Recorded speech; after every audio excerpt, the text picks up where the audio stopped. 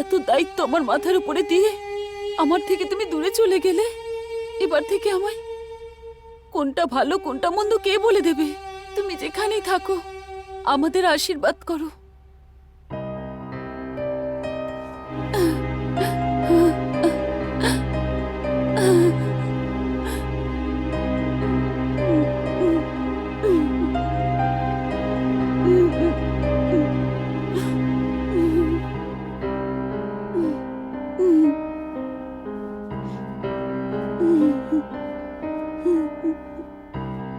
কার্তিক, কার্তিক,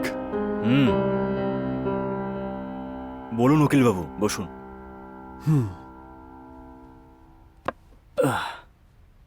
বলুন কি ব্যাপার?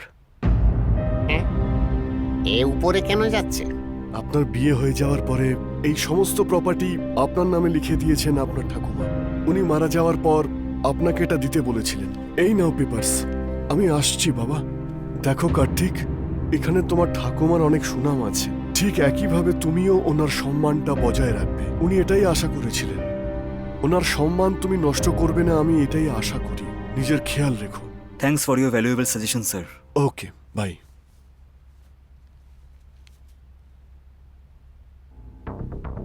Yes yes, I got it. ঠাম্মা, চলে যাওয়ার পরে তুমি অনেক কিছু রেখে গেলে। এই পেপারটা নিয়ে টেনশন ছিল আমার। আই লাভ ইউ ঠাম্মা। আই লাভ ইউ ঠাম্মা। আই লাভ ইউ ঠাম্মা। আই লাভ ইউ ঠাম্মা। সুপার বস, সুপার! তুমি তো সব পেয়ে গেলে, এখন তোমাকে কেউ আটকাতে পারবে না বস। এত ভালো সুযোগে আমি এক পেক খাই। পেক কি, আমি পুরো বটল দেবো। ব্যালেন্স ওয়ার্কটাকে শেষ করো। ব্যালেন্স ওয়ার্কটা আবার কি? সেটাই বন্দনার ম্যাটার। খুব ভালো করে ভেবে নিয়েছি বস। তুমি যদি আমার শালির সঙ্গে বিয়ে করো তুমি প্রপার্টি পাবে, হ্যাঁ, কিন্তু আমি কি পাবো? কত টাকা লাগবে? ফাইনাল 5 লাখ।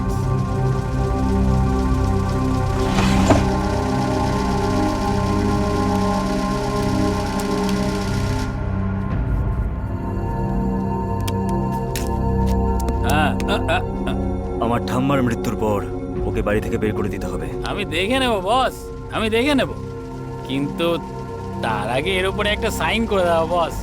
এসব কি? আমাদের দুজনের মধ্যে একটা ছোট এগ্রিমেন্ট। যতক্ষণ তোমার ঠাকুমা থাকবে ও তোমার বউ হয়ে অ্যাক্টিং করবে, আর ওকে কিছু না করেই আমার বাড়িতে পাঠাতে হবে। আর সেই জন্য 5 লাখের সঙ্গে একটা এগ্রিমেন্টও তৈরি করেছি আমি। সাইন করে দাও।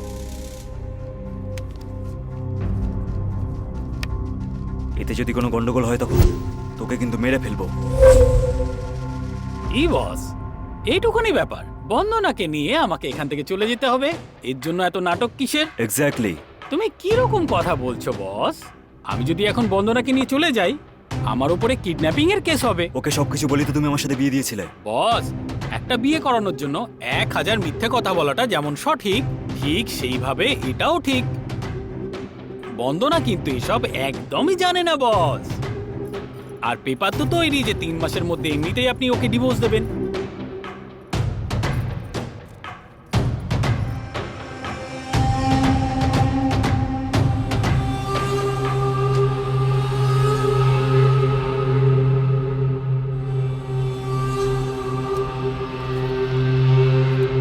বলুন বস, কেমন আমার প্ল্যানিং? তুই ঠকিয়েছিস আমাকে, ওই মেয়েটাকেও ঠকিয়েছিস, আর এখন আমাকেও ঠকাচ্ছিস তুই, ঠকবাজ। এই আমাকেও ঠকিয়েছো তুমি? এত বড় বিশ্বাসঘাতকতা! আরে কিন্তু ছি! জামাই বাবু হওয়ার পরেও সবসময় বাবার মতো সম্মান করেছি তোমায়, কিন্তু তুমি তো আমার জীবনটাই শেষ করে দিলে। আর তুমি যতই খারাপ কাজ করো না কেন, কিন্তু তুমি তো আমায় মঙ্গলসূত্র পরিয়েছো, আর এখন তুমি সেই সম্পর্কটা ভেঙে দিতে চাও। তোমরা দুজনে মিলে আমাকে কেন ঠকালে? প্লিজ বন্দনা, তুমি একটু শান্ত হও। এই সব কিছুর পিছনে একটা কারণ ছিল। আমি যাকে ভালোবাসি তার নাম নিশা, কিন্তু নিশা কিছুদিন আগে ইউএস চলে গেছে। আমি ভাবলাম যে আমি ঠাম্মাকে বলে দেবো আর তারপর বিয়ে করে নেবো, কিন্তু আমাকে একটা কন্ট্রাক্ট ম্যারেজ করতে হয়েছে। ও তোমাকে বলেনি, সেটা ওর ভুল, আমার নয়। So get out. Why should I go, Mr. Karthik? I am your wife. Legally, আমি তোমার স্ত্রী। আর আমাকে এখান থেকে কেউ বের করে দিতে পারবে আমি না। বের করতে পারি, চলো। How dare you!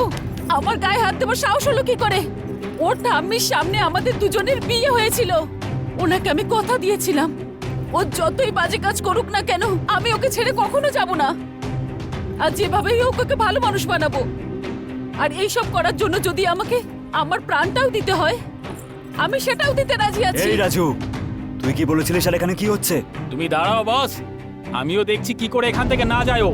With your permission আমি কি আপনার স্ত্রীকে টাচ করতে পারি? To hell. কিন্তু যদি ও এখন না যায় তাহলে তোকে কিন্তু শেষ করে দেবো। ওকে বস, ছাড়ো, ছাড়ো আমায়।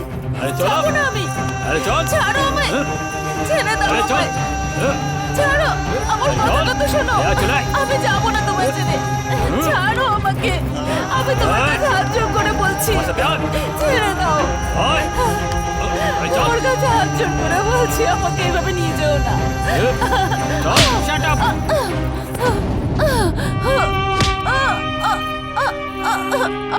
প্লিজ ছেড়ে দাও, আমি তোমার বাসনি, কাছে হাত জোড় চল। করে বলছি আমি যাব না। প্লিজ জামাই বাবু।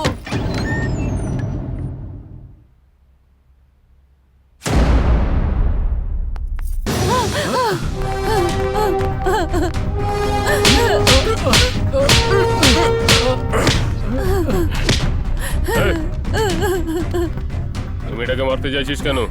বল আমাকে। You are mistaken officer. আমার ওকে মারার কোনো প্রয়োজন নেই। আমি এই মেয়েটাকে পছন্দ করি না। আমি বললাম যে এখান থেকে চলে যেতে, আর ও নাটক করছে। ও তোমার স্ত্রী হয় কি না? একদমই না, ও আমার কেউ হয় না। আমি তোমার কেউ হই না, আমি তোমার সত্যি কেউ হই না। তাহলে আমাকে বিয়ে করেছিলে কেন? সেটা একটা ফেক কন্ট্রাক্ট ছিল। স্যার, ও সব মিথ্যে বলছে। আমি জানি এরকম কোনো এগ্রিমেন্ট নেই। এতে আমার কোনো ভুল নেই। দাঁড়া। বিয়ের মানে কি ভালো করে জানো তুমি? এত সহজে একজন মহিলাকে ছাড়া যায় না, বুঝলে? আর তুমি নিজের স্ত্রীর উপর অত্যাচার করছো। আইন কি হাতে চুরি পরে বসে থাকবে নাকি? তোমাকে ওম্যান হ্যারাসমেন্ট কেসে অ্যারেস্ট করা হলো। তুমি কত বড় অন্যায় করেছো এটা তুমি বুঝতে পারবে। চলো। এটা কি করলে তুমি? তুমি তো মঙ্গলসূত্র পরিয়েছিলে, আর এখন তুমি সেই সম্পর্ক ভেঙে দিতে চাইছো।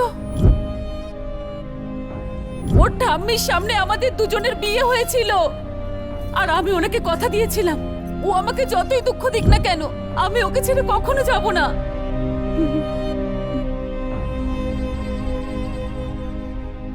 এক মিনিট স্যার। হুম।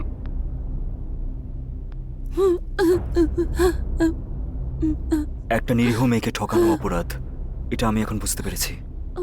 সেই জন্যই আমি এই এগ্রিমেন্টটাকে ছেড়ে দিচ্ছি। এটা কি? এটা আবার একটা ড্রামা নাকি? স্যার, আপনি আমাকে অ্যারেস্ট করবেন সেই জন্য ছেড়ে দিইনি। যদিও আমাকে একটা সুযোগ দেয় তাহলে ভালো মানুষ হয়ে দেখাবো। তোমরা দুজন যদি একসঙ্গে থাকো তাহলে সেটা আমার কাছে আনন্দের ব্যাপার।